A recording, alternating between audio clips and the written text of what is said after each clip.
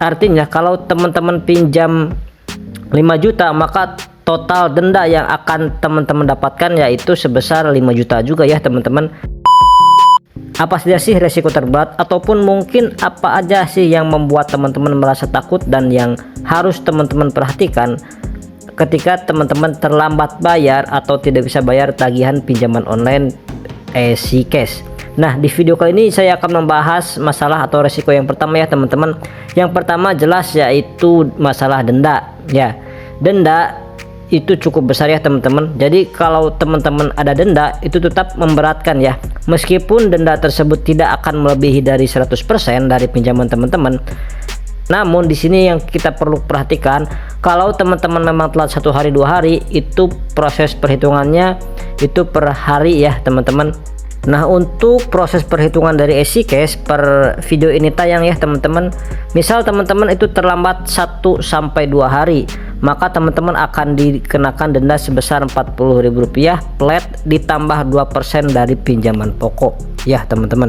Jadi kalau 2% dari 100.000 itu kan yang berarti 2.000 ya teman-teman. Berarti teman-teman harus nambah 40.000 ditambah 2.000 jadi 42.000. Itu untuk 1 sampai 2 hari aja teman-teman. Masalah yang kedua adalah debt collector atau DC ya teman-teman. Jika teman-teman gagal bayar atau telat bayar di EasyCash, itu pasti yang paling meresahkan dan terberat adalah gangguan ataupun teror-teror penagihan dari DC EasyCash, yang memang EasyCash sampai saat ini masih belum dikatakan tidak memiliki DC lapangan ya teman-teman.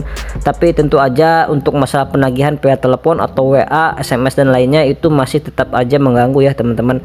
Karena bisa puluhan bahkan ratusan telepon masuk menghubungi HP teman-teman jika teman-teman tidak bisa membayar hutang sesuai dengan tanggal jatuh tempo atau tepat waktu. Jadi untuk teman-teman yang mungkin ditakut-takutin akan didatangi DC ke rumah dan lain sebagainya, sampai saat ini masih jarang banget ya teman-teman. Masih belum ada informasi yang saya dapatkan terkait DC lapangan EasyCash berkunjung ke rumah atau menagih ke rumah teman-teman. Dengan kata lain, EasyCash masih belum ada DC lapangannya. Nah, yang ketiga yaitu pastinya skor kredit ya teman-teman. Jelas untuk aplikasi pinjaman online EasyCash itu sudah masuk ke Slick OJK, dimana nanti teman-teman itu telat bayar 3 bulan itu akan masuk ke sistem Slick OJK, dan itu bisa mengakibatkan reputasi teman-teman di Slick OJK itu akan buruk ya. Seperti itu ya teman-teman.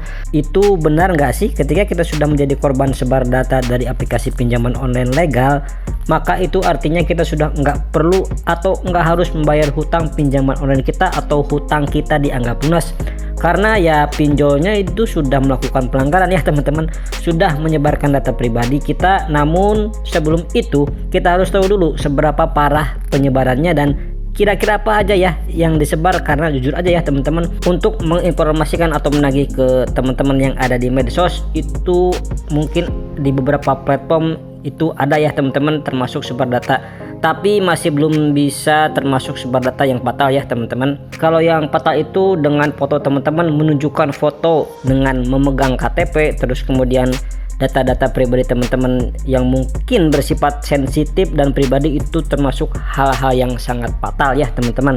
Namun semua orang jarang ya teman-teman melakukan hal tersebut. Jadi tidak semua orang itu mempunyai pikiran ketika sebenarnya bisa aja ya teman-teman, dan hal ini bisa memperkuat teman-teman agar teman-teman itu tidak diperlakukan semena-mena oleh oknum DC pinjaman online tersebut.